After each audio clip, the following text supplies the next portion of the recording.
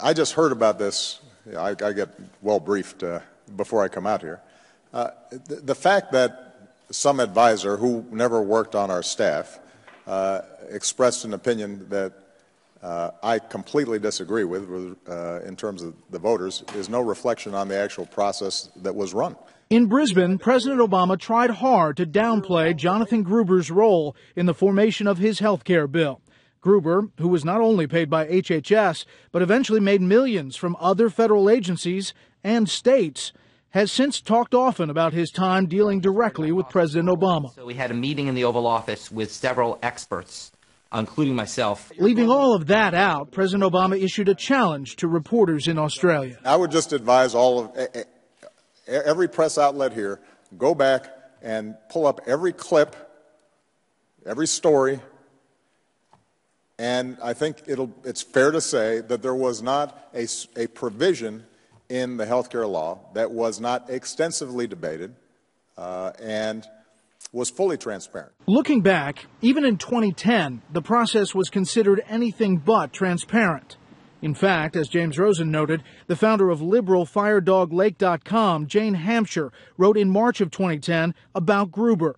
She called his contract with HHS troubling, lamenting the, quote, lack of disclosure on the part of the White House, the Senate, the DNC, and other Democratic leaders who distributed Gruber's work and cited it as independent validation of their proposals, orchestrating the appearance of broad consensus, when in fact it was all part of the same effort.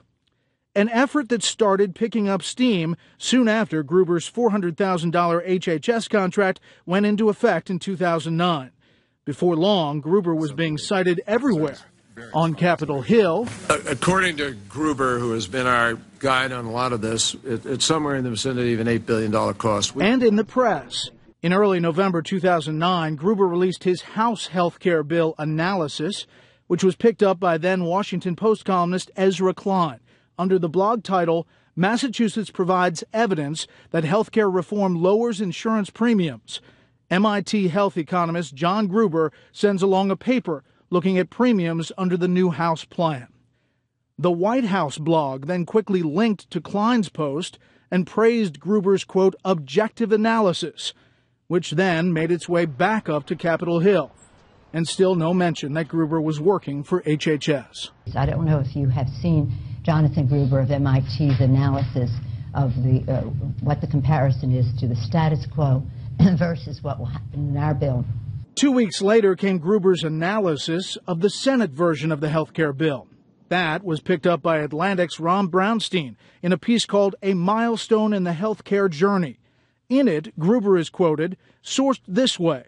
Quote, Gruber is a leading health economist at the Massachusetts Institute of Technology who is consulted by politicians in both parties. Nothing about his HHS contract or any other consulting with the administration or Congress on the bill. In the piece, Gruber is quoted stating, quote, they really make the best effort anyone has ever made. Everything is in here. I can't think of anything I'd do that they are not doing in the bill. You couldn't have done better than they are doing. Firedog Lake's Jane Hampshire writes, the DNC sent out that Brownstein column in its entirety, one of some 71 emails the party sent out touting Gruber's work.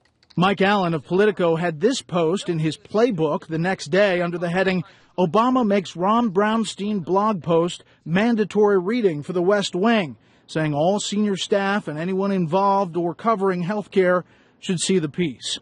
Allen's post was in turn cited by the White House blog, and soon Gruber was being celebrated on the Senate floor. Massachusetts Institute of Technology's Jonathan Gruber is one of the most respected economists in the world. Said in today's Washington Post, here's a quote, here's a bill that reduces the deficit, covers 30 million people, 30 million more people, and has a promise of lowering premiums.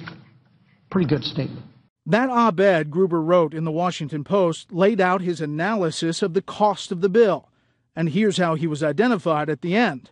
Quote, the writer is a professor of economics at the Massachusetts Institute of Technology. And so it went, for months.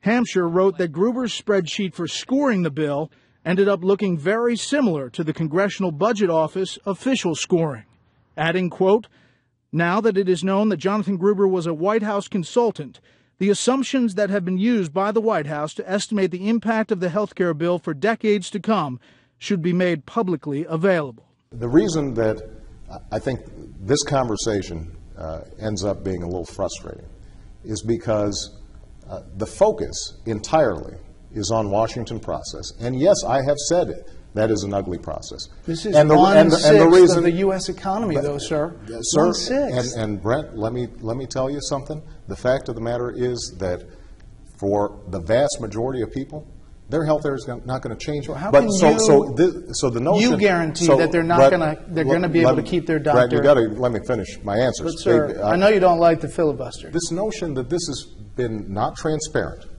that people don't know what's in the bill.